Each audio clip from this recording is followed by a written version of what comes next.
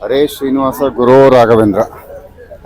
ಇವತ್ತೇನು ಒಂದು ಕಾರ್ಯಕ್ರಮ ನಡೀತು, ಎರಡನೇ ದಿವಸ ರಾಮಾಯಣದ ಬಗ್ಗೆ ಸತ್ಯಾತ್ಮ ತೀರ್ಥರು ತುಂಬ ಚೆನ್ನಾಗಿ ಬಂತು ಪ್ರವಚನ. ಇದು ನಮ್ಮ ಬಹಳ ಜನ್ಮದ ಸೌಭಾಗ್ಯ ಅಂತ ನಾವು ಭಾವಿಸ್ತೇವೆ.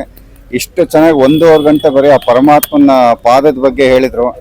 ಜ್ಞಾನ ಆನಂದ ಯಾವ ಥರ ನಾವು ಹೆಜ್ಜೆ ಹಾಕ್ದಾಗ ಯಾವ ಥರ ಒಂದು ಅನುಸಂಧಾನ ಇರುತ್ತೆ ಅನ್ನೋದು ತುಂಬ ವಿಶೇಷವಾಗಿ ಬಹಳ ಚೆನ್ನಾಗಿ ಸತ್ಯಾತ್ಮ ಮಹಾನುಭಾವರು ತುಂಬ ಚೆನ್ನಾಗಿ ಹೇಳಿದರು ಗುರುಗಳು.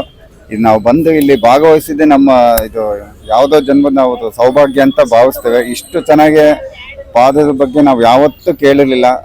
ಭಕ್ತಿ ಅಂದರೆ ಭರತ ಅಂದರೆ ಭಕ್ತಿ ಅನ್ನೋದು ತುಂಬ ಚೆನ್ನಾಗಿ ನೆನ್ನೆನೂ ಹೇಳಿದ್ರು ಮತ್ತು ಇವತ್ತು ಹೇಳಿದರು. ಅಷ್ಟು ಚೆನ್ನಾಗಿ ನಾವು ಅದು ನೋಡಿದ್ಮೇಲೆ ಅನಿಸ್ತಾ ಇದೆ, ಪರಮಾತ್ಮನಲ್ಲಿ ನಾವು ಮಾಡ್ತಾ ಇರೋ ಭಕ್ತಿ ಏನೂ ಇಲ್ಲ, ತುಂಬ ಕಮ್ಮಿ. ಭರತ ನೋಡಿ ನಾವು ಭಕ್ತಿ ಮಾಡಬೇಕಾಗಿದೆ. ಯಾವ ಥರ ಇತ್ತು ರಾಮರಾಜ್ಯ, ಪಾದುಕೆ ಇದ್ದಾಗ ಯಾವ ಥರ ಇತ್ತು, ರಾಮದೇವರು ಸ್ವತಃ ಬಂದು ರಾಜ್ಯ ಆಳಿದ್ಮೇಲೆ ಯಾವ ಥರ ಇತ್ತು ಅಂತ ಎಲ್ಲ ನಾವು ಕೇಳಿದ್ದೇವೆ. ಆದರೆ ಪಾದುಕೆ ಇದ್ದಾಗ ಯಾವ ಥರ ಇತ್ತು ಅಂತ ಸತ್ಯಾತ್ಮ ತೀರ್ಥ ತುಂಬ ಚೆನ್ನಾಗಿ ಹೇಳಿದರು. ಆ ಪಾದುಕೆ ಬಂದಲ್ಲಿ ಮತ್ತೆ ಅಯೋಧ್ಯೆ ಯಾವ ಥರ ಆಗುತ್ತೆ, ಮೊದಲು ದಶರಥ ಮಹಾರಾಜರು ಇದ್ದಾಗ ಯಾವ ಥರ ಇತ್ತು ಒಂದು ವೈಭವ, ಮತ್ತೆ ಅದೇ ಮರುಕಳಿಸುತ್ತೆ. ನಾವು ಮತ್ತೆ ಕಥೆಯಲ್ಲೆಲ್ಲ ಕೇಳಿದ್ದೇವೆ. ರಾಮದೇವರು ಮತ್ತೆ ವಾಪಸ್ ಬಂದಾಗ ವನವಾಸದಿಂದ ಏನು ಅದು ದಶರಥ ರಾಜರು ಬಿಟ್ಟು ಹೋದಾಗ ಯಾವ ಥರ ಇತ್ತು ಸಂಪತ್ತು, ಅದು 10 ಪಟ್ಟು ಭರತ ಮಾಡಿರ್ತಾನೆ. ಅದೆಲ್ಲ ಪರಮಾತ್ಮನ ಪಾದಕ್ಕೆ ಇದು ಒಂದು ಪ್ರಭಾವದಿಂದ ಆಗಿರುತ್ತೆ. ಅಷ್ಟು ಶಕ್ತಿ ಪಾದಕ್ಕೆ ಇದೆ ಅಂತ ನಮಗೆ ಖಂಡಿತ ಅಷ್ಟೊಂದು ನಮಗೆ ಡೀಟೇಲಾಗಿ ಗೊತ್ತಿರಲಿಲ್ಲ. ಇವತ್ತು ಪ್ರವಚನ ಕೇಳಿದ್ಮೇಲೆ ನಮಗೆ ತುಂಬ ಜ್ಞಾನೋದಯ ಆಯಿತು. ಇದು ನಾವು ಏನು ಕೇಳೋದಕ್ಕೆ ವರ್ಣನೆ ಮಾಡೋದಕ್ಕೆ ನಮ್ಮ ಹತ್ರ ಪದಗಳಿಲ್ಲ. ತುಂಬ ಇದನ್ನು ನಾವು ಒಂದು ಅನುಭವಿಸ್ಬೇಕು ಮತ್ತು ಯಾವಾಗಲೂ ಇದನ್ನೇ ಚಿಂತನೆ ಮನನ ಮಾಡ್ತಾ ಇರಬೇಕು. ಅಷ್ಟು ಚೆನ್ನಾಗಿ ಪಾದೋದಕ್ಕೆ ಬಗ್ಗೆ ಹೇಳಿದ್ದಾರೆ. ನಮ್ಮ ಜನ್ಮ ಸಾರ್ಥಕ ಆಯಿತು ಅಂತ ಅಷ್ಟೇ ನಾವು ಹೇಳ್ಬೋದು. ನಾವು ಇಲ್ಲಿ ಬಂದಿದ್ದು ಇನ್ನೊಂದು ಮುಖ್ಯ ಉದ್ದೇಶ ಏನಂದರೆ ಗುರುಗಳ ದರ್ಶನ ಮತ್ತು ಸಜ್ಜನರ ದರ್ಶನ, ಸದ್ಬ್ರಾಹ್ಮಣರ ದರ್ಶನ ಆಯಿತು.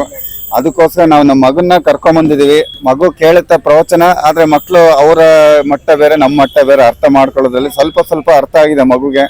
ಕರ್ಕೊಂಬಂದಿದ್ದು ಒಂದು ಉದ್ದೇಶ ಏನಂದರೆ ಒಂದು ಸಜ್ಜನರ ದರ್ಶನ ಮತ್ತು ಸದ್ಬ್ರಾಹ್ಮಣರ ದರ್ಶನ, ಆಶೀರ್ವಾದ ಸಿಗುತ್ತೆ. ಎಷ್ಟೊಂದು ಆಚಾರ್ಯರು ಬಂದಿದ್ರು ಇವತ್ತು, ಎಲ್ಲ ನಾವು ದರ್ಶನ ಮಾಡಿ ಅವ್ರ ನಮಸ್ಕಾರ ಮಾಡಿ ಅವ್ರ ಆಶೀರ್ವಾದ ಪಡೆದ್ವಿ.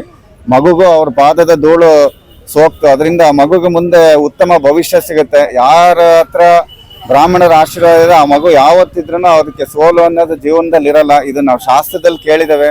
ಹಾಗಾಗಿ ನಾನು ಎಲ್ಲ ಒಂದು ಜನರಲ್ಲಿ ಏನು ಪ್ರಾರ್ಥನೆ ಮಾಡ್ತೀನಿ ಅಂದರೆ, ದಯವಿಟ್ಟು ನಿಮ್ಮ ಮಕ್ಕಳನ್ನ ಕರ್ಕೊಂಬನ್ನಿ. ಅದು ತುಂಬ ಒಳ್ಳೆಯದು. ಇಂಥ ಕಾರ್ಯಕ್ರಮಗಳಲ್ಲಿ ಬರೀ ಇಂಥ ದರ್ಶನ ಮಾಡಿದ್ರೆ ಸಾಕು, ಎಷ್ಟೋ ಜನ್ಮದ ನಮ್ಮ ಪಾಪ ಕಳೀತೆ. ನಾವು ಮಹಾಭಾರತದ ಕಥೆಯಲ್ಲಿ ಕೇಳ್ತೀವಿ, ಕುಂತಿ ತಾಯಿ ಅವ್ರ ಅಕ್ಕ ಗಜಗೌರಿ ವ್ರತ ಮಾಡಿರ್ತಾರೆ, ಕರೆದಿರಲ್ಲ, ಆದ್ರೂ ಅವ್ರು ಹೋಗ್ಬೇಕು ಅಂತ ಅಪೇಕ್ಷೆ ಪಡ್ತಿರ್ತಾರೆ. ಯಾಕೆ ಅಂದ್ರೆ ಅಲ್ಲಿ ಬಂದಿರೋ ಸಜ್ಜನರು, ಬ್ರಾಹ್ಮಣರು, ಗುರುಗಳು, ಋಷಿಗಳು ಅಂತರ ದರ್ಶನ ನೋಡಿದ್ರೇನೆ ಒಂದು ಪಾಪ ಒಂದು ಕಡಿಮೆ ಆಗುತ್ತೆ, ಮತ್ತೆ ಅದು ಒಂದು ನಮಗೆ ಒಂದು ಉನ್ನತಿ ಕಾರಣ ಆಗುತ್ತೆ ಅಂತ ಕುಂತಿ ತಾಯಿ ಮಹಾಭಾರತದಲ್ಲಿ ನಾವು ಮಾಡಿರೋದು ನಾವು ಕೇಳಿದ್ದೇವೆ. ಹಾಗಾಗಿ ಒಂದು ಸುಲಭವಾದ ಉಪಾಯ ಇದು ನಮ್ಮ ಪಾಪ ಪರಿಹಾರ ಮಾಡ್ಕೊಳ್ಳೋದಕ್ಕೆ. ಈ ಥರ ಕಾರ್ಯಕ್ರಮಗಳಿದ್ದಾಗ ಹೆಚ್ಚೆಚ್ಚು ನಾವು ಭಾಗವಹಿಸ್ಬೇಕು, ಸಜ್ಜನರ ದರ್ಶನ ಪಡಿಬೇಕು, ಸದ್ಬ್ರಾಹ್ಮಣರ ದರ್ಶನ ಪಡಿಬೇಕು. ಗುರುಗಳು ಆಚಾರ್ಯದ ಪಾದ ಅವ್ರದ್ದು ಧೂಳಿ ನಮಗೆ ಸಾಕ್ತು ಅಂದ್ರೆ ನಮ್ಮ ಜನ್ಮದ ಪಾಪಗಳು ಹಾರಿ ಹೋಗುತ್ತೆ. ಹಾಗಾಗಿ ಇದೊಂದು ಮಹಾ ಒಂದು ಸೌಭಾಗ್ಯ, ಒಂದು ಹಬ್ಬ ಅಂತಲೇ ನಾವು ಭಾವಿಸ್ಬೇಕು. ಈ ಥರ ನಾವು ಪ್ರತಿದಿನ ನಾವು ಬರ್ತಾ ಇದ್ದೀವಿ. ನಿನ್ನೆನೂ ಬಂದಿದ್ವಿ, ಇವತ್ತು ತುಂಬ ಚೆನ್ನಾಗಾಯ್ತು. ಮತ್ತು ಇನ್ನು 2 ದಿವಸನೂ ಬರ್ತೇವೆ. ಮಂಗಳ ದಿವಸ 5 ಗಂಟೆಯಿಂದ ಕಾರ್ಯಕ್ರಮ ಪ್ರಾರಂಭ ಆಗುತ್ತೆ. ಅವತ್ತು ಖಂಡಿತ ನಾವು ಬೆಳಗ್ಗೆನೆ ಮಗುನು ಕರ್ಕೊಂಡು ಮತ್ತೆ ನಮ್ಮ ಮನೆಯವರು, ನಮ್ಮ ಸಂಬಂಧಿಕರು ಯಾರಿದ್ದಾರೆ ಎಲ್ಲರಿಗೂ ಇದ್ರ ಬಗ್ಗೆ ಹೇಳ್ತೀವಿ. ಎಷ್ಟು ಸಾಧ್ಯ ಆಗುತ್ತೋ ಮೊದಲು ಮಕ್ಕಳನ್ನ ಕರ್ಕೊಂಬರ್ಬೇಕು, ಆಮೇಲೆ ನಮ್ಮ ಮನೆಯವ್ರನ್ನ ಎಲ್ಲ ಕರ್ಕೊಂಬರ್ಬೇಕು. ಈ ಥರ ಕರ್ಕೊಂಬರೋದ್ರಿಂದ ಒಂದು ಒಳ್ಳೆ ಒಂದು ನಮಗೆ ಉಪದೇಶಗಳು ಸಿಗುತ್ತೆ. ಇದರಿಂದ ನಾವು ಒಳ್ಳೆ ಜೀವನ ರೂಪಿಸ್ಕೊಳ್ಬೋದು. ಈ ಥರ ಒಂದು ಎಲ್ಲರಿಗೂ ತುಂಬಾ ಇದರಿಂದ ಉಪಯುಕ್ತವಾದ ಮಾಹಿತಿಗಳು ಸಿಗುತ್ತೆ. ನಮಗೆ ರಾಮಾಯಣ ಮಹಾಭಾರತ ಇಷ್ಟು ಡೀಟೇಲ್ ನಮ್ಗೆ ಖಂಡಿತ ಗೊತ್ತಿರಲಿಲ್ಲ. ರಾಮಾಯಣ ಪಾದಕ್ಕೆ ಮಾತ್ರ ಅದ್ಭುತವಾಗಿತ್ತು ವರ್ಣನೆ. ಅದು ಇನ್ನೂ ನಾವು ಮನೆಗೆ ಹೋದ್ಮೇಲೆ ಇನ್ನೂ ಅದನ್ನ ಚಿಂತನೆ ಮನನೆ ಮಾಡ್ಬೇಕು, ಅಷ್ಟು ಚೆನ್ನಾಗಿದೆ. ತುಂಬ ಸಂತೋಷ ಆಯಿತು.